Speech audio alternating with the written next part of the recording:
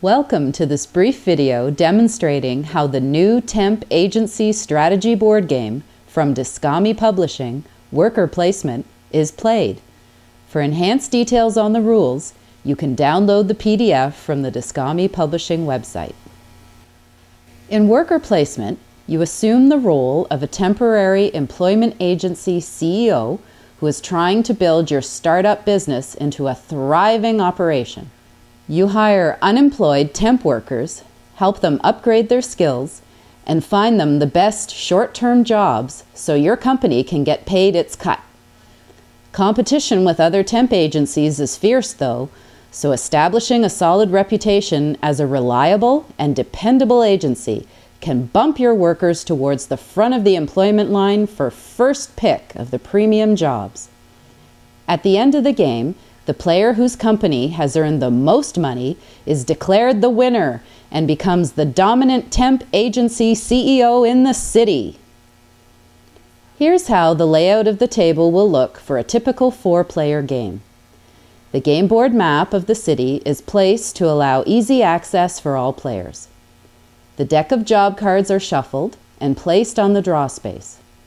Then do the same for the deck of business cards. Place the hourglass token that tracks the rounds on space 1 of the time track space. Each player then selects a color and receives all the game tokens of that color.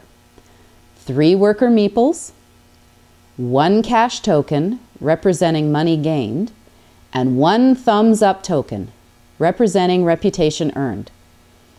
All players place their thumb tokens on space 2 of the thumb track and their cash tokens on space 2 of the cash track.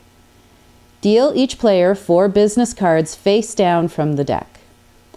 Finally, sort the skill cubes into 4 colored piles and place them conveniently near the game board. Red cubes for clerical, yellow for labor, black for tech, and green for life. Now we'll quickly run you through the 6 actions that every player takes each round of the game. First, you determine the player order for the round. Deal 1 random player order card to each player. Players add the numbers on their cards to their number positions on the thumbs track and compare the resulting total to those of the other players. The player with the highest sum places 1 of his or her 3 worker meeples on the player order track in position 1. The player with the second highest total number then places a meeple on position 2. Continue in descending order until all players have placed 1 meeple on the track. Set aside the player order cards until they are needed next round. Action 2. Reveal new jobs. For the first round of the game, deal from the top of the job deck to place 1 card for each player, but always a minimum of 4 cards, face up at the top edge of the game board at the job's center building. The blue triangle spaces are only used for 6 to 8 players in the expansion pack. Always flip the top card of the remaining deck face up, giving a sneak peek of an upcoming job. In subsequent game rounds, only replace the empty filled job spots by dealing from the top of the job deck. Action 3. Draft business cards. Deal 3 business cards from the deck to every player. Then each player simultaneously places 1 card face down at the peer networking group building for an auction, passes 1 card to the player on the left, and keeps the final card in his or her hand. Action 4. Auction discarded business cards. Randomly select 3 cards from all the face-down business cards on the peer networking group building and move the remaining cards to the discard pile. Place the 3 cards now available for the auction face up. Players now bid on the right to purchase 1 of these cards for their hands, beginning with the player in the first position on the player order track and proceeding to the remaining players. Each player may bid or pass.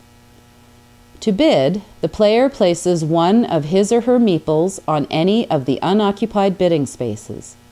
Once bidding is complete, the player who placed a bid in the space closest to the right, one of the highest bid amounts, selects one of the 3 business cards to add to his or her hand and pays the cash amount of the bid by going backwards on the cash track. The player who bid in the second closest space to the right, the second highest bid amount, then does the same with the 2 remaining cards, followed by the player who bid in the third closest space to the right, who takes the final card. Bids that were not one of the top 3 are unsuccessful, and the players who made those bids do not gain any cards nor lose any cash. At the end of the auction, players reclaim their meeples from the board. Action 5. Place workers. This action is the heart of worker placement. Beginning with the first player and proceeding in player order, players take turns placing their worker meeples on any of the game board buildings, except the peer networking group, and gaining the associated benefits. Players may only place 1 meeple at a time, and must wait until play comes back around before placing their second meeple. For the third and final round of placing workers, meeples are taken from the player order track since they are no longer needed to track player order. Buildings offer the following benefits: a yellow labor skill cube at the trade school, a black tech skill cube at the Hackers Club, a red clerical skill cube at the City College, a green life skill cube at the Rec Center, convert 1 skill cube into any 2 at the Life Coach, play a management card from your hand at the Career Consultants, gain 2 thumbs at the Health Spa, gain 2 cash but lose 1 thumbs up at the Call Center, and discard and then replace as many cards from your hand as you want at the casino. Meeples can be placed on buildings that already have meeples on them, but doing so may cost the player 1 cash for each meeple that is already at the building. Placing a meeple at the job center is a special case, so let's look at that selection more closely. Filling jobs currently at the job center is the best way to earn cash. After placing a meeple there, the player selects one of the face-up job cards to fill. Each job card clearly indicates which skills are needed. In this example, the board game designer job requires 2 tech skills, 1 clerical skill, and 1 labor skill. To fill this job, the player must be able to match or exceed the skills required using any combination of skills listed on 1 worker card in the hand, skill cards in the hand, and skill cubes gained earlier. Note that a player must always use exactly 1 and only 1 worker card when gathering the required skills. In this example, the player can combine Gunther's 1 clerical skill with 1 labor skill card and 2 tech skill cubes to fill the job requirements. Having successfully filled this job, the player increases the cash track position by 5 spaces and the thumbs track position by 1 space.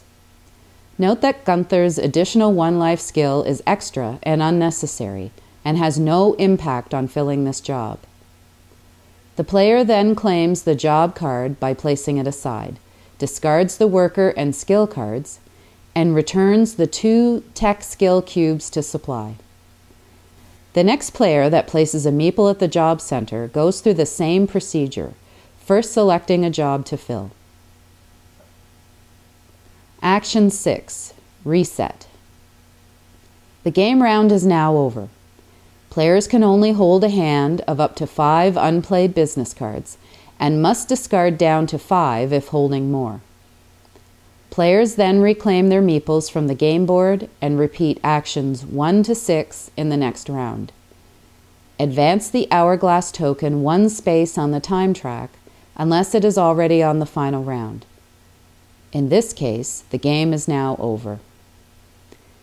The game is over at the end of the 5th, 8th, or 12th round, depending on whether the players won a short, standard, or long game. At this time, the player furthest along the thumbs track gains bonus cash equal to the number of players in the game. Additionally, players are awarded 1 cash bonus for every 2 unused skill cubes they possess, plus other possible cash bonuses from business cards. The player with the most amount of cash is the winner and becomes the dominant temp agency CEO in the city. So that's worker placement. It's a game for 2 to 5 players, or add on up to 6 to 8 players with the first expansion pack, Cash is King. Appropriate for ages 10 and up, with a play duration of 5 to 15 minutes per player. Thanks for taking the time to watch our short demonstration video. Please pledge your support for the Kickstarter campaign today.